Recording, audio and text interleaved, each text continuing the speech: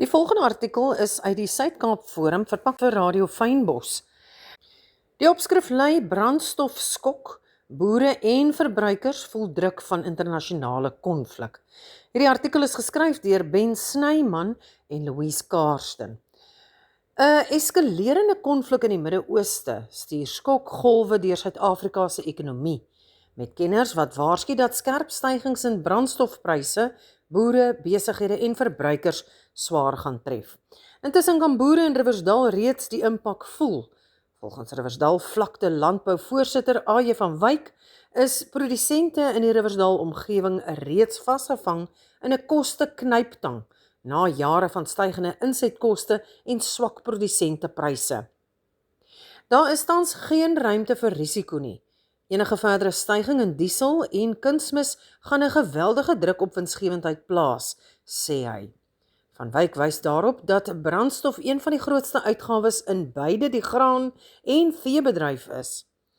Terwyl die koste en beskikbaarheid van kunsmis, wat grootliks ingevoer word, ook weens ontwrigte handelsroetes onder druk is.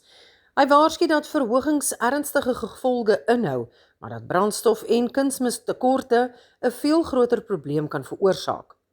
Plaaslike sakelei deel die kommer. Die konflik dryf bedryfskostes op, veral in logistiek, en kan uiteindelik na verbruikers deurwerk. Met droogte toestande wat die streek reeds knou, kan verdere kostebestygings en moontlike tekorte ernstige gevolge vir die landbou, ekonomie en voedselpryse inhou. Die volstasie eienaar van Riversdal voorspel probleme. Daar is reeds 'n dieseltekort in die dorp, sê volstasie eienaar Frans Meiburg, en verskaffers kan nie by die aanvraag voorbly nie. Sedert hy in 1988 in die bedryf is, het hy nog nooit so 'n situasie beleef nie. Hierdie tekorte het alles te doen met die straat van Hormuz wat gesluit is. Die olietankeskepe moet nou die lange roete na die Kaap neem, waarna dit van daar af na verskillende depots versprei word. Meiburg reken hierdie tekorte gaan 'n direkte impak op boere, besigheidseienaars en verbruikers hê. Meiburg vra dat kliënte nie paniekaankope moet doen nie.